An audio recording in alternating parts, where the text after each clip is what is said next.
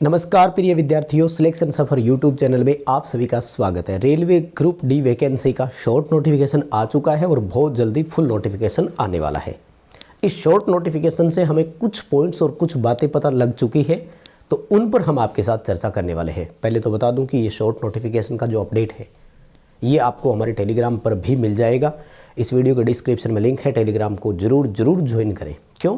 क्योंकि आजकल जब भी कोई अपडेट मिलता है तो सबसे पहले टेलीग्राम पर ही उसकी अपडेट प्रोवाइड करवाते हैं, वीडियो बने या ना बने।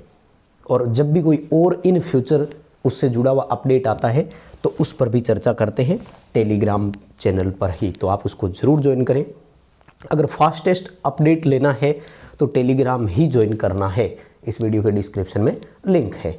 ठीक है, अभी जो अपन को इसमें पॉइंट्स पता लगे हैं उन पर चर्चा कर लेते हैं। और अभी फ़ायदा आपको ये मिलेगा कि अगर कोई सवाल आपका है तो इस वीडियो के नीचे कमेंट कर देना, ताकि जब फुल नोटिफिकेशन पर वीडियो बनाएं तो उन सवाल को भी उठा लिया जाएगा।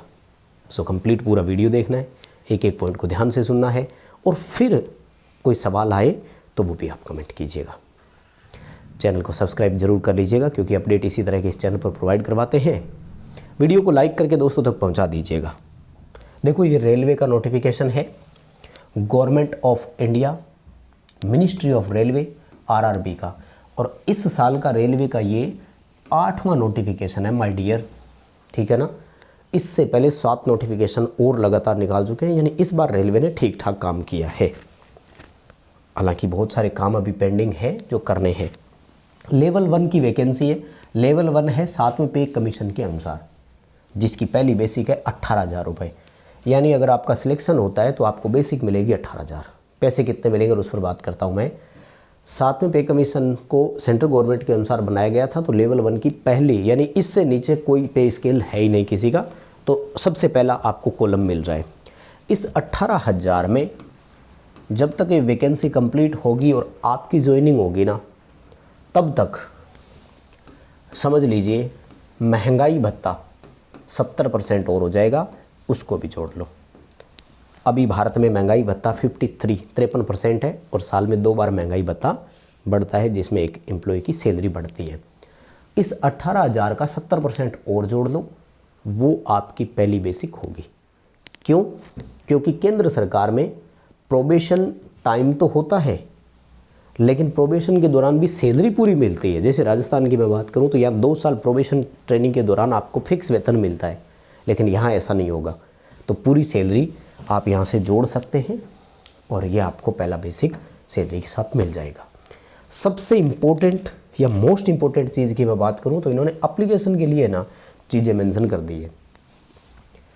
23 जनवरी 2025 से आपके ऑनलाइन एप्लीकेशन स्टार्ट हो रहे हैं, तैयार हो जाओ।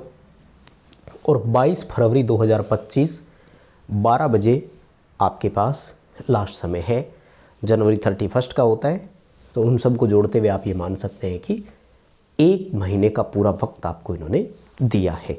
बहुत वक्त है, लेकिन 1 महीने लास्ट डेट का वेट नहीं करना होता, ये ध्यान रखना। ठीक है, पोस्ट का नाम क्या है? वेरियस पोस्ट है। लेवल 1 यानी बहुत सारी है।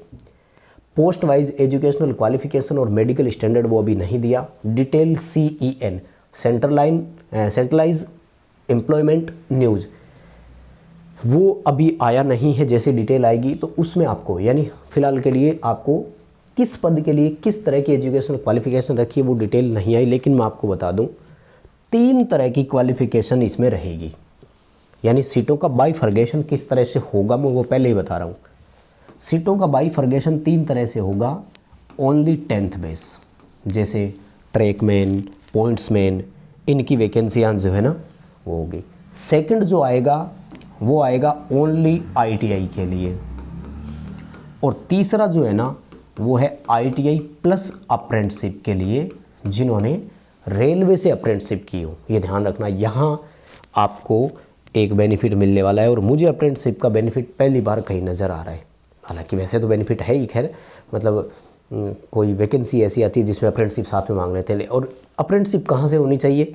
केवल रेलवे से ही होनी चाहिए, तो इनके लिए सीटें अलग से रिजर्व होगी, तो उस पर भी हम बात करेंगे। ठीक है, तो अभी इन्होंने पोस्ट वाइज डिटेल क्राइटेरिया वो नहीं दिया है। मोस्ट इंपॉर्टेंट चीज़ पर आ जाते हैं। एज का क्राइटेरिया 18 से 36 साल की एज है। 1 जुलाई 2025 के अकॉर्डिंग गणना की जाएगी। यानी आज अगर कोई 17 साल और 6 महीने का है तो वो भी एलिजिबल होने वाला है। ध्यान से समझिएगा, 1 जुलाई 2025 के अकॉर्डिंग गणना की जाएगी। और यहाँ पर देखो एस्ट्रिक लगा हुआ है। इस एस्ट्रिक का मतलब क्या है कि इस एज में 3 साल जो है ना वो हमने पहले ही जोड़ दिए हैं कोविड-19 पेंडेमिक वाला। कोविड के कारण वैकेंसियाँ नहीं आ पाई थी, इसलिए 3 साल यहाँ और जोड़ दिए हैं। तो ये जो एज का क्राइटेरिया है ये अनरिजर्व के लिए है। अगर आप ओबीसी से हैं या एससी और एसटी से है तो आपको एज पर रिजर्वेशन रिलैक्सेशन मिलने वाला है। तो ओबीसी को जो है वो 3 साल का रिलैक्सेशन मिलेगा, उसको आप इंक्लूड कर लीजिए। यानी ओबीसी से अगर आप है तो आपके लिए 18 से 39 साल तक का मौका है। अब देख लो भाई, चूकेगा तो कोई नहीं भाई। जिस बच्चे के पास कैंडिडेट के पास क्वालिफिकेशन है 18 से 39 साल की एज में दबा के फॉर्म अप्लाई करो। एससी या एसटी में अगर मैं बात करूं तो 5 साल का रिलैक्सेशन मिलेगा। यानी अगर हम वहाँ से जोड़े तो 41 साल हो गया, तो 18 से 41। अब तो कोई इश्यू नहीं, एज क्राइटेरिया तो ठीक ठाक था।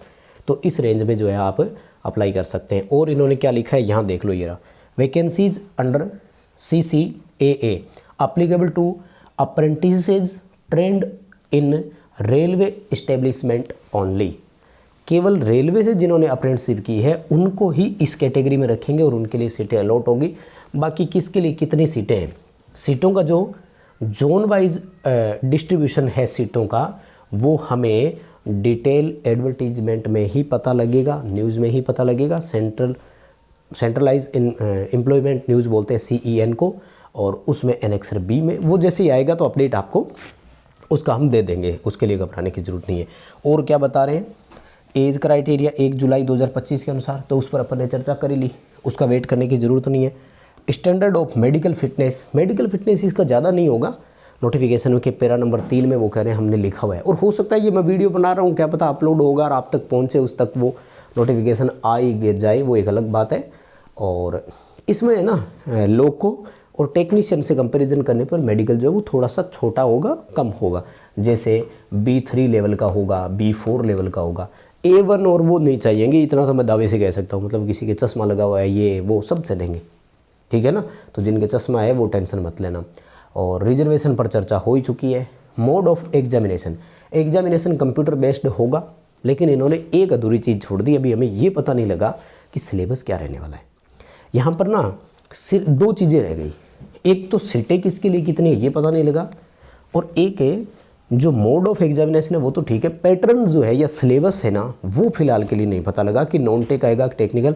बस हमें अब फाइनल एडवर्टीजमेंट में ना केवल यही एक चीज़ देखने वाली है और कुछ भी नहीं है। क्यों? क्योंकि बाकी सब तो डिटेल ये रही। देखो फॉर्म की फ़ीस कितनी है, 500 रुपये की फ़ीस ली जाएगी जनरल और OBC वालों से। उसमें भी 400 रुपये आपको लगभग रिफ़ंड कर दिए जाएंगे, कुछ बैंक चार्जेज और GST वगैरह जो बनती है वो काट करके, बाकी जो बच्चों से 250 रुपये लिए जाएंगे। तो और जैसे ही फाइनल नोटिफिकेशन आएगा उस पर बनाएंगे। तो आपका सवाल रह गया हो तो नीचे कमेंट कर दीजिएगा। बाकी वीडियो लाइक करके दोस्तों तक फॉरवर्ड कीजिए, टेलीग्राम ज्वाइन कीजिए और चैनल को ज़रूर सब्सक्राइब करें। बहुत धन्यवाद।